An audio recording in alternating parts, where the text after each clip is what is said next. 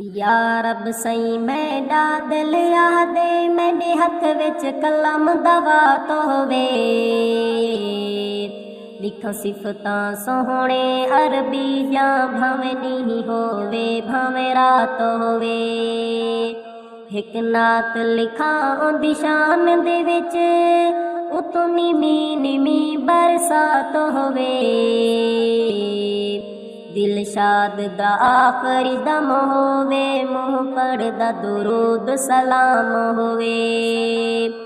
या रब सही मैडा दिल आदे मेरे हथ विच कलम दवा तो होवे। लिखा सिफतां सोहणे अरबी जा भावें दी होवे भावें रात होवे। हिक नात लिखा उंदी शान दे विच उतों नीमी बरसात होवे। दिलशाद दा आखरी दम होवे मुँह पढ़दा दुरूद सलाम होवे।